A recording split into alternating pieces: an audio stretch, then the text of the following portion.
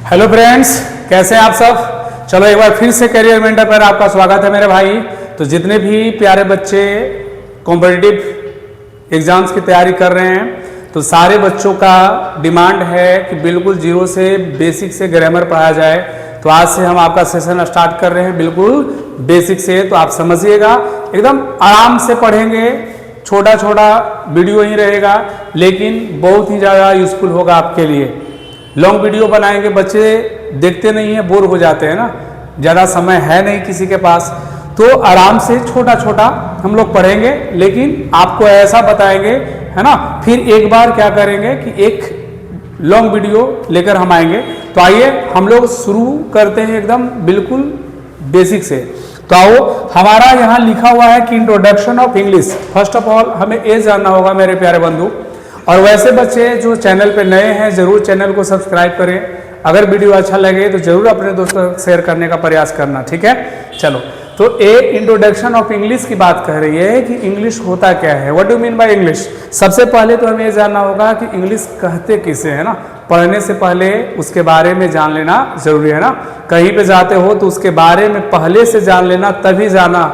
नहीं तो बेटा आजकल धोखा बहुत हो रहा है, याद रखना, ठीक है। हर जगह धोखा है भाई। तो सुनो, सबसे पहले बात आपने कहा कि सर ये जो हमारा इंग्लिश होता है वो क्या होता है। अगर हम बात करें इंग्लिश की, तो अगर आप इंग्लिश के बारे में जानते होंगे तो आपको पता होगा कि इंग्लिश हमारा एक भाषा है। हम इसे लैंग्वेज के रूप में प्यारे दोस्त पढ़ते हैं। कैसे पढ़ते हैं? भाषा के रूप में पढ़ते हैं। तो आप कहोगे सर ये जो हमारा इंग्लिश है वो क्या है? एक लैंग्वेज है। इंग्लिश हमारा क्या है? लैंग्वेज है, एक भाषा है। हम इसे भाषा के रूप में पढ़ेंगे, ठीक है। ये हमारा भाषा है। अब इस बात करोगे कि लैंग्वेज में सर क्या होता है, कि इस लैंग्वेज की अगर बात करते हैं तो पूरे इंग्लिश में आप देखोगे तो शायद आपको नजर आएगा कि पूरा ये लैंग्वेज जो बना हुआ है वो आपका कितने लेटर से बना हुआ है? 26 लेटर से बना हुआ है। पूरे इंग्लिश में 26 लेटर्स होते हैं, ठीक है। एक बात यहाँ पे ये सीखने वाला है भाई कि लेटर का हिंदी अगर कोई आपसे पूछे तो आप बोलोगे सर ये वर्ड होता है, अक्षर होता है। इसी 26 लेटर्स को एक और नाम दिया जाता है, आपने जरूर सुना होगा।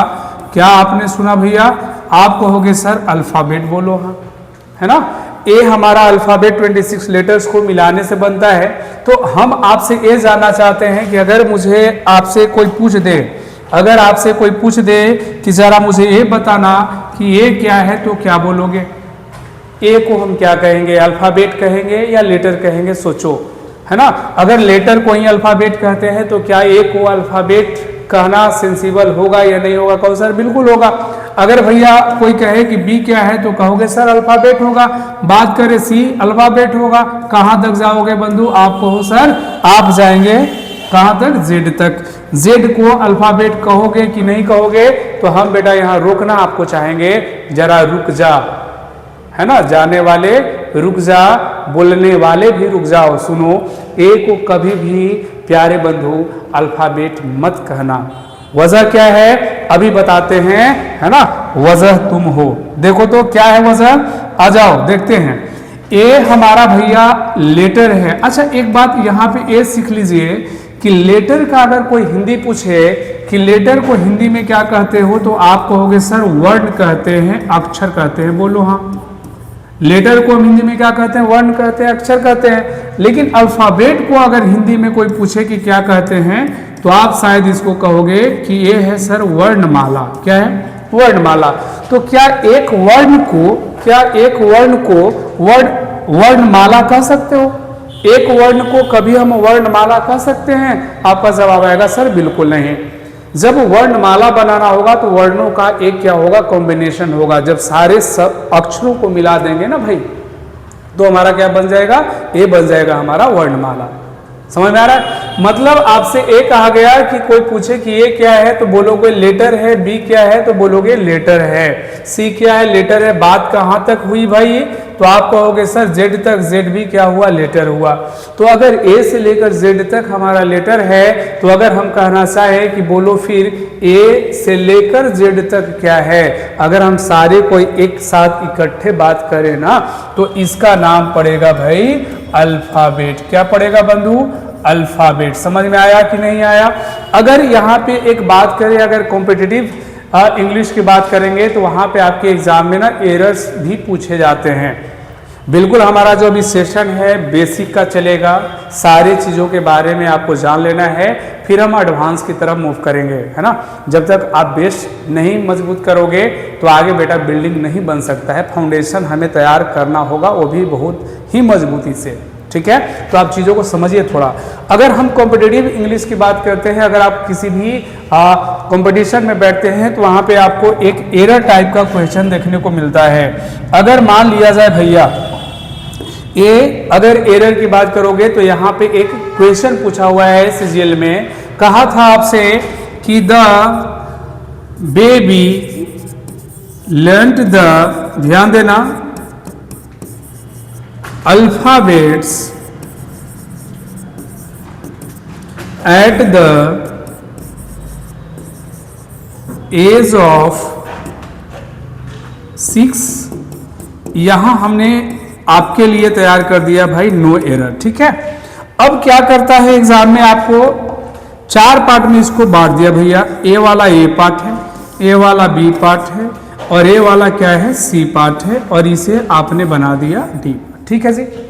तो अब यहां पे ये बताना है प्यारे कि आपका इस पार्ट में जो भी हमने 4 पार्ट में बांटा है कहीं पे गलती है। अगर किसी भी पार्ट में गलती है तो आंसर आपका वही पार्ट होगा, है ना। जो गलत होगा वही आपका आंसर सही होगा, है ना। जो गलत है वही सही है ना। आपने एक पढ़ा होगा दूर दृष्टि दोष और एक निकट दृष्टि दोष, याद है फिजिक्स में पढ़े थे ना, दूर दृष्टि दोष और निकट दृष्टि दोष। ये दूर दृष्टि दोष क्या था भाई? कहो सर उसमें ना दूर की वस्तु नजर आती है हमें, है ना। निकट वाला क्या था? उसमें निकट की वस्तु नजर आती है ना। तो बेटा वहां पे हमारे गुरुजी ने सिखाए थे कि बेटा जो दिख रहा है ना वही दोष है। दूर की दिख रहा है दूर दृष्टि दोष हो गया, नजदीक वाला दिख रहा है निकट हो गया। समझ में आ रहा है? तो जो दिख रहा है वो दोष है, मतलब जिसमें गलती है अरे वही तुम्हारा आंसर है, वही सही है। बोलो है कि नहीं? चलो बहुत अच्छा। अब इस बात को समझिएगा तो आपको एक चीज यहां समझाए कि इंग्लिश में लेटर भैया होते हैं 26। कितने लेटर हुए? 26। अगर भाई ए वाला आपको समझ में आया कि ये सर 26 लेटर इंग्लिश में होता है तो आप इसे लेटर्स कहोगे, प्लूरल है। लेकिन कोई पूछे कि अल्फाबेट कितने होते हैं इंग्लिश में तो आपका जवाब आएगा सर अल्फाबेट तो एक ही होता है ना भाई, ए से लेकर जेड तक, ठीक है। जो चीजें एक ही होता है क्या उसका कभी प्लूरल बनाना पॉसिबल है? जो हमारा एक ही उसका प्लूरल बनेगा? नहीं बनेगा। मतलब समझ में आया सर अल्फाबेट के साथ कभी भी हम एस नहीं लगा सकते हैं, ये गलत होगा। अल्फाबेट्स नहीं होता है, अल्फाबेट होता है। अगर ये बात समझ में आया तो आपका जवाब यहाँ पे आएगा सर अब मुझे पता चल गया है, आंसर हमारा बी होगा। आपका यहाँ से एस को क्या करना होगा प्यारे? हटाना होगा। बात समझ में आई? तो हमारा क्या करना होगा? The baby learned the alphabet at the age of 6, न कि alphabets at the age of 6। Point clear? चलो तो यहां तक हमने समझ लिया कि लैंग्वेज 26 लेटर्स के मिलने से बनते हैं और इस 26 लेटर्स को एक और नाम दे सकते हैं हम अल्फाबेट, कभी भी अल्फाबेट्स नहीं बोलेंगे। अब जरा इसे थोड़ा सा आगे बढ़ेंगे तो इस 26 लेटर्स को भैया हम 2 पार्ट में बांट देते हैं। कितने पार्ट में बांट दिए भाई? 2 पार्ट में। एक जो आपका बनकर आता है उसे कहते हो आप वॉवेल। क्या कहते हो? इसे आप हिंदी में स्वर कहते हैं। और दूसरा हमारा जो आता है भाई उसे कहते हैं हम कॉन्सोनेंट। क्या कहेंगे? कॉन्सोनेंट, जिसे हम व्यंजन के नाम से जानते हैं। ये हमारा क्या है? इसे आप स्वर के नाम से जानते हो और इसे क्या कहते हैं? व्यंजन के नाम से जानते हैं। बात समझ में आ रहा है ना सबको? अब कोई पूछे कि वॉवेल्स कितने होते हैं तो आपका जवाब आएगा सर वॉवेल्स हमारे 5 होते हैं। कौन कौन भाई? ए, ई, आई, ओ और कौन? यू, ठीक है। बाकी जो रेस्ट बच गए आपका बी, सी, डी, ये सब के सब क्या हो गया? कॉन्सोनेंट हो गए। Point clear? तो एक बार फिर से हमारे साथ रिपीट करिएगा। यहाँ इंग्लिश क्या है, अपने आप में लैंग्वेज है, एक भाषा के रूप में हम पढ़ते हैं। ये लैंग्वेज किससे बना हुआ है, तो आपका जवाब आएगा सर 26 लेटर से मिलकर बना हुआ है। इस 26 लेटर्स को हमने एक और नाम दे दिया अल्फ़ाबेट। अल्फ़ाबेट कहना सही है, अल्फ़ाबेट्स नहीं होता। इस 26 लेटर्स को हमने दो पार्ट में बांटा, पहला हमारा वोवेल है और दूसरा क्या है, कॉन्सोनेंट है। एक को स्वर कहते हैं और एक को व्यंजन कहते हैं। यहाँ तक बातें समझ में आ गई होगी। चलो जी, बहुत बढ़िया। तो ये हमारा क्या है, इंग्लिश के बारे में। ऐसे याद रखिएगा कि ये जो हमारा इंग्लिश होता है ना, इसमें आप जब बोलते हो तो एक साउंड भी प्रोड्यूस होता है। अगर हम बात करें इस लैंग्वेज की, है ना, इस लैंग्वेज की बात करें तो हम 26 लेटर से पहले एक और चीज हम आपको समझाना चाहेंगे कि जो आप बोलते हो किसी भी भाषा को, तो वहां पे एक प्रोड्यूस होता है साउंड। क्या निकलता है मेरे भाई, साउंड। अब ये जो हमारा साउंड होता है, ये क्या होता है, अब इस साउंड को समझने के लिए अगर आप लेटर की बात करोगे कि इंग्लिश में कितने होते हैं, तो आपने कहा 26, लेकिन अगर बात किया जाए कि साउंड कितने होते हैं, तो याद रखना भैया, पूरे इंग्लिश में हमारा जो साउंड होता है वो 44 होता है, 44 साउंड होते हैं। जिसमें अगर हम बात करें तो दो याद रखिएगा, इसको हमने दो पार्ट में बांटा। सबसे पहला जो हमारा होता है भाई, वो वोवेल साउंड होता है। कैसा साउंड बोलेंगे, वोवेल साउंड। और दूसरा जो हमारा होता है उसे बोलते हैं कॉन्सोनेंट साउंड। ठीक है, ये सब आगे हम बात करने वाले हैं। ये हमारा वोवेल साउंड हुआ और दूसरा क्या हुआ, कॉन्सोनेंट साउंड। ठीक है, तो कुछ आपको याद रखना है कि जो वोवेल साउंड होते हैं ना पूरे इंग्लिश में, वो हमारे होते हैं भाई 20। कितने साउंड होंगे, 20। और जो हमारा कॉन्सोनेंट साउंड देता है वो देता है 24। टोटल हमारा कितना हो गया, 44। ठीक है, तो ये साउंड की बात कर रहे हैं, है ना। आगे इस पे हम और डिटेल में बात करेंगे। ठीक है, तो यहाँ तक आपको इंग्लिश के बारे में पता चल गया होगा कि इंग्लिश होता क्या है। तो चलिए इसके आगे हम मूव करते हैं, जरा ध्यान दीजिए। इसके बाद जैसे ही बढ़ोगे इंग्लिश से, तो हमारा मिलता है वर्ड, है ना। इसे आप हिंदी में कहते हैं शब्द। क्या कहते हैं भैया, ये हमारा शब्द है। अब कोई आपसे पूछे कि ये शब्द होता क्या है, वर्ड किसे कहते हैं, तो याद रखिएगा कि ये जो शब्द होता है ये अक्षरों को मिलाने से बनता है। किससे बनता है, आपका जवाब आएगा सर ये क्या होता है, अ ग्रुप ऑफ लेटर्स। ये अक्षरों को, लेटर्स का मतलब क्या है भैया, अक्षर, वर्ड। तो वर्णों को मिलाने से क्या बनता है, हमारा शब्द बनता है। लेकिन याद रखना, क्या ग्रुप ऑफ लेटर्स कहने से हमारा शब्द बन जाएगा, कहो सर बिल्कुल बन जाएगा। तो भाई मेरे एक बात यहाँ पे हम आपसे पूछना चाहते हैं, जरा बताइएगा। हमने लिखा भैया जी, बोलो जी एक क्या है, वर्ड लेटर है। बोलो इसके साथ हमने क्या लगा दिया, ओ। बोलो एक गो आपको शब्द पता चला, सर बिल्कुल ये शब्द है ना, ये शब्द है को आपको पता चल रहा होगा। लेकिन इसी बात को अगर हम ओजी लिख दें, अरे बोलो ओजी क्या शब्द है, तो सर ये तो मजाक आपने कर दिया, है ना। ओजी तो हमारा कोई वर्ड है ही नहीं। इसका मतलब बंधु एक चीज क्लियर हो गया है कि शब्द बनता है तो ग्रुप ऑफ लेटर से तो बनता है ना। इसमें ऐड करना होगा विद कंप्लीट मीनिंग। क्या करेंगे भाई, विद कंप्लीट मीनिंग, या आप सेंस बोल सकते हैं। तो जब तक अक्षरों को मिलाने से अगर कंप्लीट मीनिंग तैयार नहीं होता है तो हम उसे कभी भी शब्द नहीं कहेंगे। आई होप कि आपको वर्ड समझ में आ गया होगा, है ना। वर्ड बनाने के लिए आपको ग्रुप ऑफ लेटर्स तो चाहिए होंगे ही, लेकिन मीनिंग भी कंप्लीट होना चाहिए। जैसे अगर मान लो भाई कि आपने कह दिया, एक हमने यहाँ पे एग्जाम्पल ले लिया COW, बोलो ये शब्द है, इसका मतलब आपको पता है, चलो जी बहुत अच्छे। लेकिन अगर हम इसी बात को OCW कह दें, बोलो इसका कोई मतलब होता है क्या, कहो सर बिल्कुल नहीं। जब इसका कोई मतलब ही नहीं है तो ये कभी भी अपने आप में क्या नहीं कहलाएगा, शब्द नहीं कहलाएगा। आई होप कि ये बात क्लियर है, समझ में आ गया। अब इसके बाद जैसे ही आगे बढ़ते हैं वर्ड के बाद, तो हमारा एक चीज मिलता है जिसका नाम है पार्ट्स ऑफ स्पीच। क्या कहते हैं हम, पार्ट्स ऑफ स्पीच। अब एक क्या होता है पार्ट्स ऑफ स्पीच, इसे समझिएगा, है ना। पार्ट्स ऑफ स्पीच हमें पढ़ने के पीछे एक बात याद रखना, इसे हम हिंदी में कहते हैं, अगर आप बात कहोगे तो इसे कहते हैं भाई शब्द